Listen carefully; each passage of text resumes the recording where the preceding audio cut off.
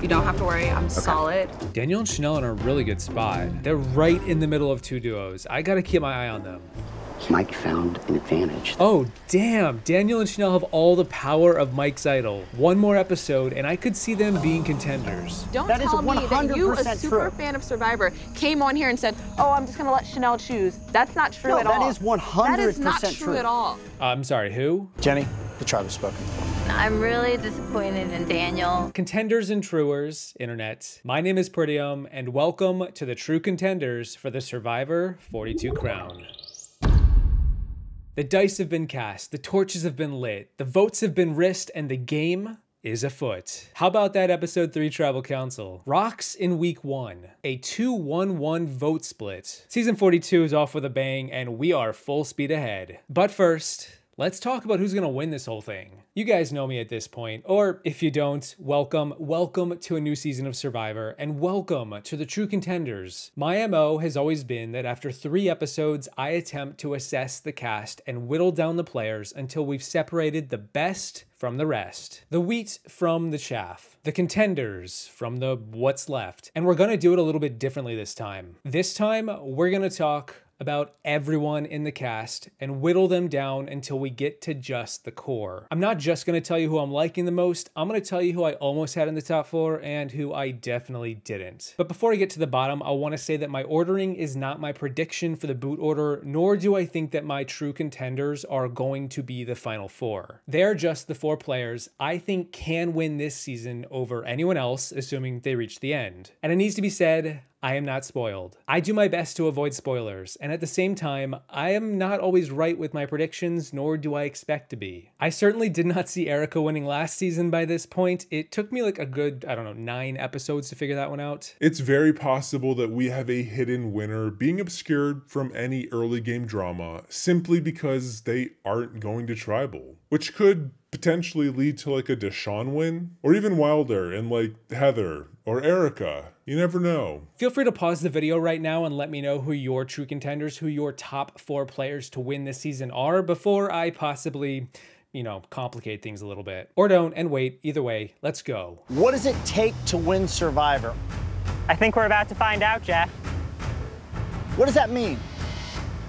I don't know. I was trying, man. So, who do I not think is winning Survivor 42? At the very bottom, I have Tori. I think she stands no chance, and what's more, I think she's a little bit lost in the game. One moment she's bonding with the younger players, then she's idol hunting, then she's the vote target, then she's in a girls' alliance, and now that seems to have evaporated as quickly as it began. Tori's a lot, and I hope she continues to deliver. I've been enjoying what she's giving us, but I don't think she's winning. Right after Tori, I have the dynamic duo, BFFs to the end, or to the beginning of the next episode. In 13th and 12th, give me Daniel and Chanel. Episode 3 shot their chances to smithereens. Daniel was way too sloppy with his betrayal of Hai and Lydia, throwing Chanel under the bus. Daniel is losing his shoulder, Mike's idol, and possibly his mind at this point. I get that he was put between a rock and a hard place, but the presentation is so very sloppy, and it really doesn't inspire any confidence in me. And that goes for Chanel as well, particularly because she's now in a dubious spot with Daniel turning on her. Either of them could be on the outs. She really thought she might have pulled off that 2-1-1 vote split. She talked about having a big social game, the capacity to make such a move, but then it blew up in her face. And can we talk about that Shipwheel Island wrist vote? Chanel, we all know you got a little bit greedy there. You went for broke there, and I get it. It's Survivor. You get one chance. Don't miss it. But given the circumstances of what we saw on the screen, really looks like he overplayed that, and just like Daniel, I don't see a winning hand here. I'm not playing a scared game. I'm playing a game for $1 million. I gotta make big moves to get a big reward. Now, Chanel, if you wanted me to vote Jenny, please let me know. This isn't I don't have a vote. I know, but I was voting on your behalf in a way tonight. Chanel, I want to know who you want out.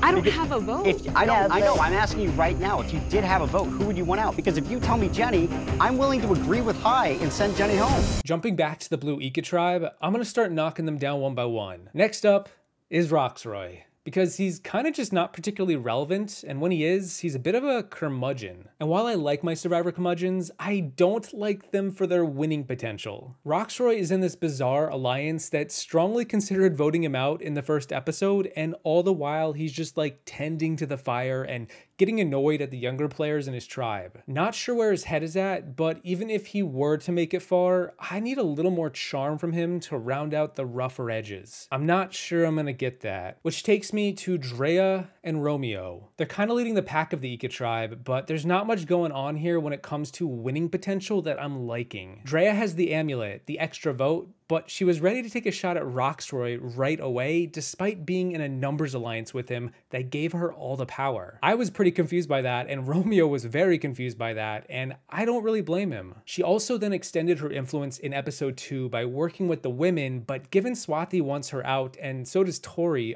apparently, it's not looking great for her. Drea has a lot of confidence, and I think she's got a lot of potential, but through 2 episodes, given we saw none of Eka in episode 3, as of right now, her tactical decisions leave me wanting. And Romeo is equally in a weird spot. He's wanted Tori out since the start, but he didn't get his way and instead folded and took out one of his closer allies in Zach. I don't love that. He doesn't really seem particularly close to anyone outside of Drea, and since we've seen the women band together, even though it's pretty much already fractured, I'm just not getting enough from Romeo to feel good about his chances. Again, it doesn't help that the Blue Tribe wasn't even in episode 3, but still, that's what I do with this. I have to factor it into my analysis. That being said, yes, last season I did vastly underestimate the Blue Tribe and Erica, and hey, deja vu. Want to see me do it again? In 8th, I have Lydia. I don't really have much to say about Lydia. She's there, she was almost voted out, she was at the bottom of the Green Vati tribe and on the outs alongside Hai. Keyword being was, given this tribe just got rocked to their core. That said, I know Lydia doesn't love sand or getting burned or dirty or bugs, but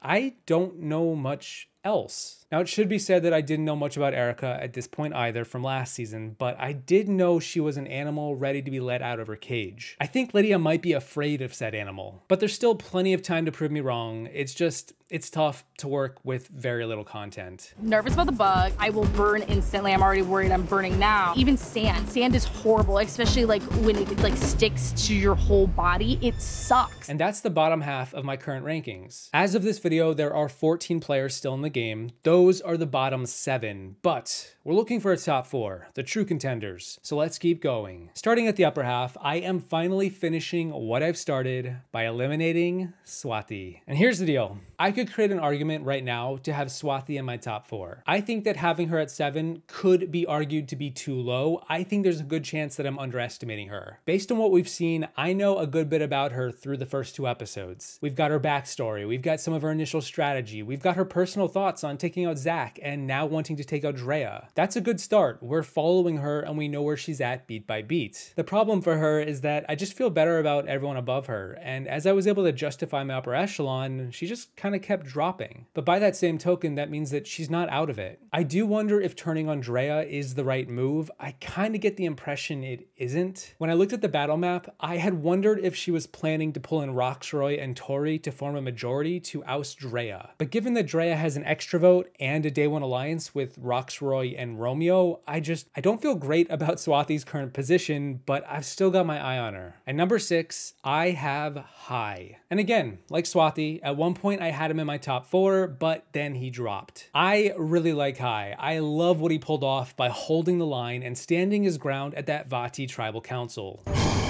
Clearly you're deadlocked. What's wrong, Hai? Where are the votes? He was betrayed, but he stuck to his guns and fought tooth and nail to secure his numbers. He absolutely could have folded, and I feel like weaker players would have done so, and I respect him for not doing that. Number 6 is respectable, but my problem with Hai and why he's not higher is because he's been on the outs from the beginning. He nearly got outplayed so early on, and from what we've seen thus far, I worry his journey this season is more about becoming a better person than it is becoming a winner. I mean, $1 million can make anyone a better person, right? In spite of that episode 3 tribal council, there really hasn't been much of Hai from what we've seen. He's powering through his hunger, or he's talking about his new shiny amulet, but really not much else. He did read Chanel like a book, and I love that for him, but I loved a few more things for my top 5 even more. Do you want to draw rocks? I did too. Hai. We can do this, Hai. But I wanted to stay strong as a I tribe. understand the confusion That's right true. now. I love y'all. I'm willing to draw rocks. I'm not changing my vote. So my top 5 is looking pretty orange, isn't it? Let it be said, this isn't exactly unprecedented. There are many seasons of Survivor where a tribe dominates the narrative or just wins me over from early on. Looking at Winners at War, all 4 of my contenders were from one tribe, and I think that's probably what's happening here. From my perspective, the bulk of the best content is from Taku. And through 3 episodes, I haven't been able to shake the feeling that their story is the best of the 3 tribes. They're unified, they're working together, they're on the same page, and damn it, Peridiam, are you really gonna have all 4 of them in the top 4? You done lost your mind. No, I'm not. But I will say that I usually have a duo in my true contenders, such as Gavin and what's his face, or Tommy and Jack, or Yule and Sophie, or Shannon Ricard. It's a pattern. And so Omer and Jonathan are that same duo, the meat shield and the brain shield. But this time around, I am not going for broke. I've decided I am leaving Jonathan out to dry. He's been in the water for too long anyway, he's gonna wrinkle up, and only include Omer from the 2 of them. I like Jonathan a lot. I hope he does well. I honestly want him to break the immunity challenge win record at 5. I'm rooting for him. But the reality is, and this is really hard to shake, it's that he's a big guy and big trees fall hard. And I worry that more than likely it's a tale as old as time. In my preseason, I had him as high as 7th, and I'm still high on him. I actually have him even higher now. I saw something before the season started, and I still do, but I'm cutting him short here. I just can't shake the reality that he's probably gonna become too big of a threat. He's too likable, too physical, and hey, I'll be happy to be wrong. And I gotta say, Jonathan, I've seen a lot of challenges. I've rarely seen an individual performance like that. Nice job. Jonathan is my meat shield, and I'm his brain shield. So am I going to Jonathan and saying, we ride or die, baby? Yeah, it's the odd couple. Everything that he's good at, I'm not as good at, and vice versa. Together we make like the perfect human.